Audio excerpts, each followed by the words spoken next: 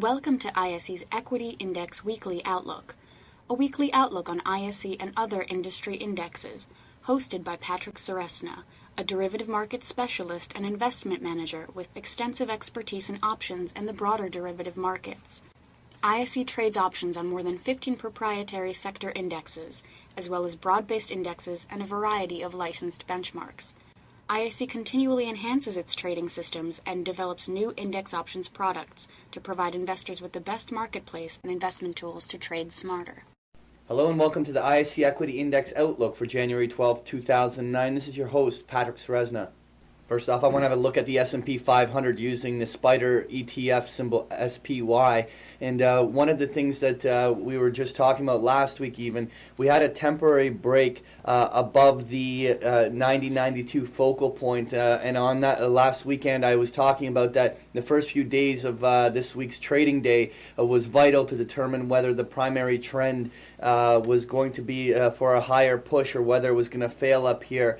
And really at this stage, we had Monday and Tuesday came in with two doji candles, which is basically days of indecision. And then Wednesday, Thursday, Friday brought the selling right back down below the focal point. And so therefore that pop up there was actually really nothing but a test of the upper end of the rising wedge formation, which we've been talking about for several months. And we've been waiting for a break of this formation in order to finally confirm that we are going to have that retest on the downside. So there's some key observations we want to make here. That 84-85 focal point on the downside, when that is broken on the downside, that's when the window really opens for a much deeper, stronger consolidation. So even if we get this initial breakdown below this 90-92, that's only going to be the immediate signal that there's a sell cycle underway, which the Friday we saw the first crack in that, and this few first days of this week will be vital in determining whether or not we're holding that 90-92 area. But really, any break of the 84-85 level immediately opens the window for not only a retest of the 75-77 area on the downside, but we simply cannot rule out the possibility of a much deeper move on the downside, which we can target even as low as the 65 level. Next, I want to have a quick look at that ISE US Regional Banks Index, which is that symbol JLO for the index. And more or less, we've seen a month and a half of trade range markets between that $20-24 range back and forth. And really, the technical weakness we're seeing here is actually a pretty good indication of what we could probably expect for the broader markets. We're now seeing a break below the 21 level, which has actually been the place of three tests in the month of December. And with us now technically breaking down this level, any break below 20 opens that window for not only a retest of the 17.5 to 18.5 area, but actually a measured move on a downside break actually can measure all the way down to the $12 to $14 area. So if this is any gauge of what could happen in the broader markets, it certainly looks like it's going to happen in the financial sector first.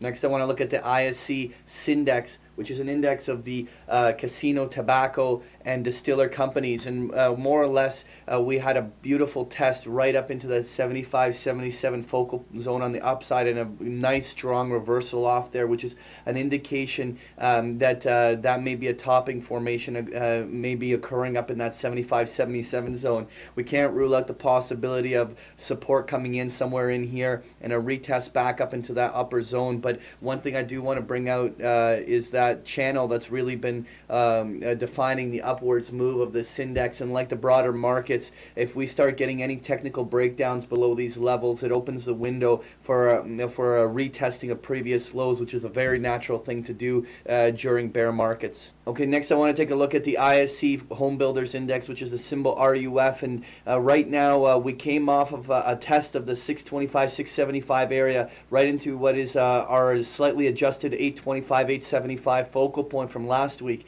And what we wanted to just point out here is as this is in this zone, it's slightly just consolidating over the last three trading days, which we can't rule out the possible attempt for a breakout above that 825, 875 area, which would be interesting because it would be happening in contrary to what we're seeing in the broader market. At this stage, I would be suspicious of an upside breakout, but we can't rule it out at this point. But any technical break back down below the 675 level immediately reopens that window for retesting back down to the 4.5 to 5 area. So it's important to watch that upper focal point, whether it confirms an upside breakout. Next here, I want to take a look at the ISE Natural Gas Index, which is the symbol FUM. And what's particularly interesting here is that this one looks like it may be bullish. What we really want to see is a little bit of confirmation. We had a nice break above the 75-80 focal point, and now we're seeing 3 days of testing right into the focal point, which is sort of like a little flag formation that certainly has the potential to break out to the upside.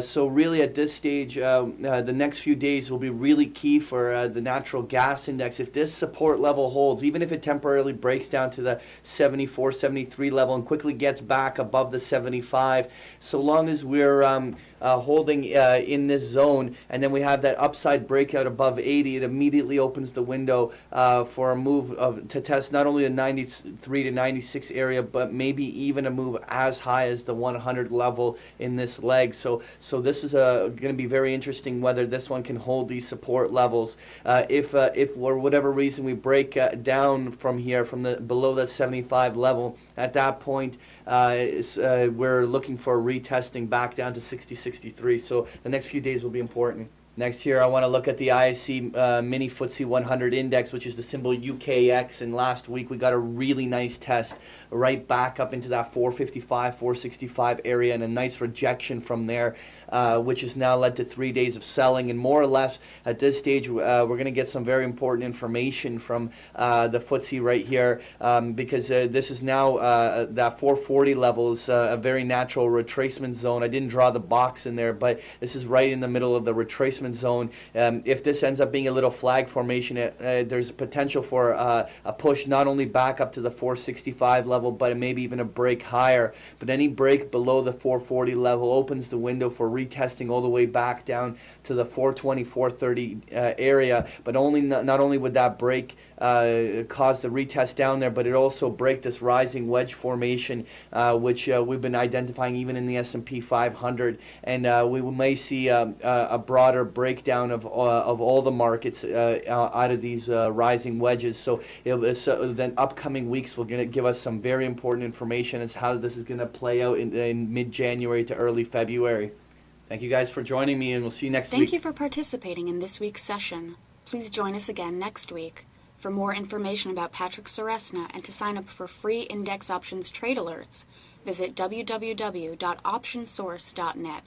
To learn more about ISE index options, visit us at www.ise.com/indexoptions.